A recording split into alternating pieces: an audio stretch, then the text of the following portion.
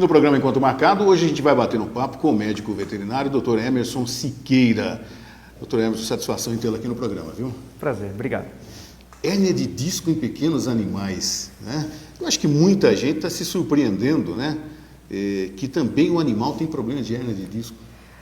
Não é uma coisa assim tão incomum, na verdade, é uma coisa bastante comum, principalmente naquelas raças mais longas, como o Teckel, que o pessoal costuma chamar de salsichinha. Quando eu mudei aqui para a região, descobri também que o pessoal chama de COFAP. COFAP. É um cachorrinho caçador, que a ideia, na verdade, seria ficar num ambiente um pouco mais plano, fazendo toca, caçando, e não muitas vezes com alguns hábitos que eles têm de subir e descer dos móveis, né? E que isso é uma coisa bastante preocupante para cão, principalmente. Não é uma coisa super normal para eles, não é um hábito normal da natureza. E em virtude de não ser normal, esses hábitos domésticos, né? Sim, exato. É que acaba ocasionando a hérnia. Principalmente essa humanização que nós temos dos animais, né? Sim. Então, a maior parte dos animais hoje, principalmente os pequenininhos, eles costumam ficar dentro de casa. Dentro de casa a gente tem uma série de coisas que nós não temos fora, como sofá, como cama. Se a gente for pensar, algumas camas principalmente, às vezes tem mais ou menos 1 metro de altura. Então, os cães eles têm uma altura, às vezes, de 30 centímetros. Um cãozinho subindo e descendo da cama várias vezes por dia, ele está subindo e descendo da cama de uma altura 3 vezes a altura dele. Que coisa, né? O esforço dele é um esforço considerável. É um esforço considerável. O senhor tem mais ou menos 1,80 m de altura? O senhor não tem. Você, desculpa.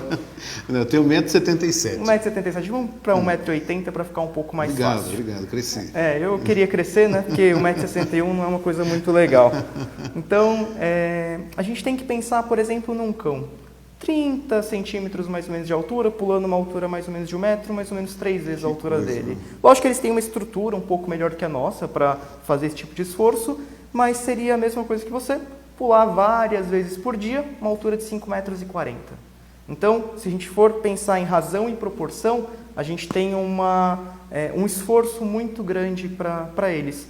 Então, eles acabam subindo e descendo várias vezes por dia. E quem acaba sofrendo impacto, claro, são os membros e também a coluninha vertebral deles. É bem físico, na verdade. Se a gente fosse pensar, dava para explicar pelas 3 leis de Newton, com a ação e reação, com a inércia principalmente. Então, toda ação vai ter uma reação de sentido contrário, só que de mesma intensidade. A inércia, então, quando você está tendo ação e reação, você também está tendo inércia. E a hora que o disco acaba entrando em contato com a medula espinhal, batendo na medula espinhal, você acaba tendo uma lesão mais ou menos importante, de acordo com a quantidade de disco que bate na medula e também com a aceleração que esse disco acaba colidindo com a medula espinhal. É a mesma coisa, vamos pensar na hora que o disco explode e bate na medula espinhal. É a mesma coisa que o senhor ser atropelado, por exemplo. Vamos pensar num primeiro carro que minha mãe teve, um Fusca azul. Todo o primeiro carro de alguém foi um Fusca, né? Exato.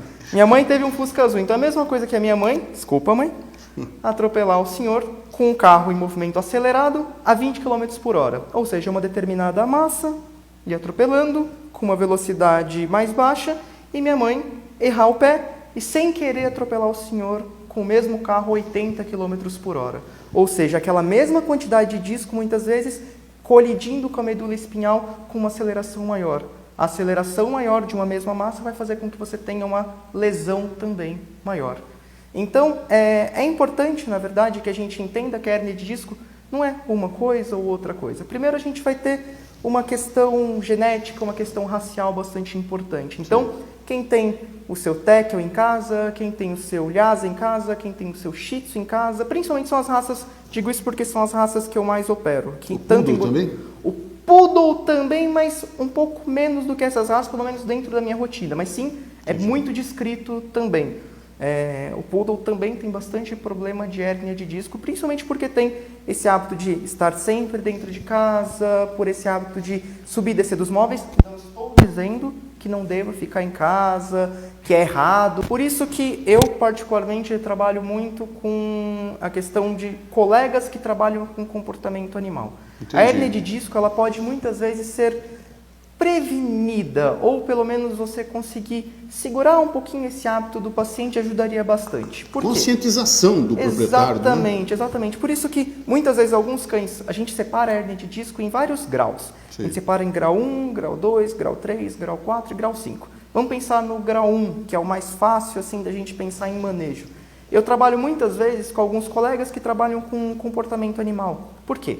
O que é o grau 1 de uma hérnia de disco? É aquele cachorrinho que trava e está com muita dor na coluna. Mas ele anda, ele deambula sem grandes problemas. Sofrendo, mas... Sofrendo, durante a crise principalmente. É igual uma pessoa que tem uma hérnia de disco. Ela tem crises. O cão com hérnia de disco tem crises. A gente tem tipos de hérnia de disco. A gente tem uma hérnia de disco que você tem o disco intervertebral, ele tem uma casquinha com uma fruta e dentro dele tem uma polpa. A gente fala que ele tem um ânulo fibroso e um núcleo pulposo.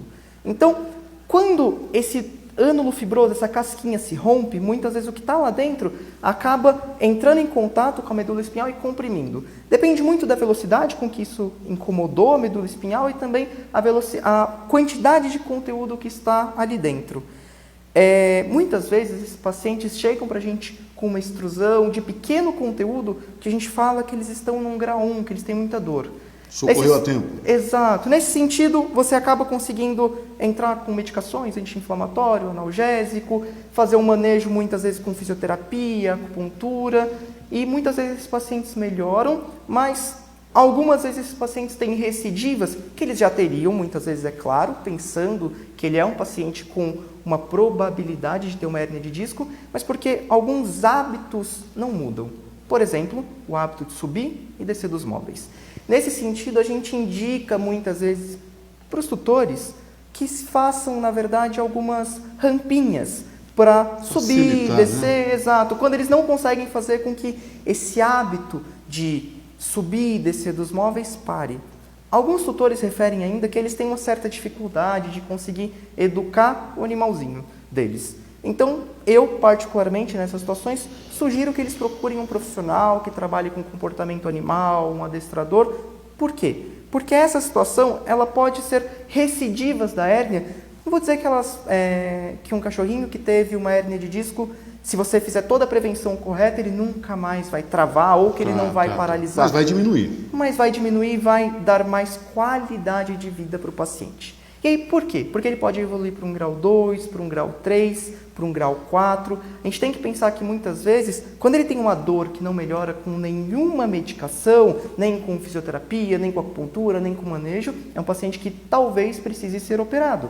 Dr. Emerson, muito obrigado por ter aceito o nosso convite. Nada, eu que agradeço. Sabe? E você que acompanhou, principalmente, observe mais o seu cão. Sim, né? sim. Mude talvez os hábitos agora, né? Desde quando ele é filhote, né? Sim. A hérnia geralmente costuma acontecer a partir de uns 2 anos. É muito raro no paciente filhote ter hérnia de disco. Porque a hérnia de disco faz parte de uma afecção de degeneração do disco. Ou seja, ele começa a perder água, degenera e aí ele muitas vezes extrui. Eu falei mais da extrusão, que é o que pode levar que é o mais comum de levar à paralisia, mas em cães grandes existe um outro tipo que é a protrusão, que é como se fosse uma elevaçãozinha daquela casquinha do disco que vai comprimindo de pouco a pouco a medula espinhal. Falei mais da extrusão, que é o que a gente mais costuma ver e que mais chega para a gente para operar na rotina. Muito obrigado. Viu? Eu que agradeço, muito obrigado, bom trabalho. Eu que agradeço. E já nós voltamos, que tem muita coisa ainda no encontro marcado de hoje.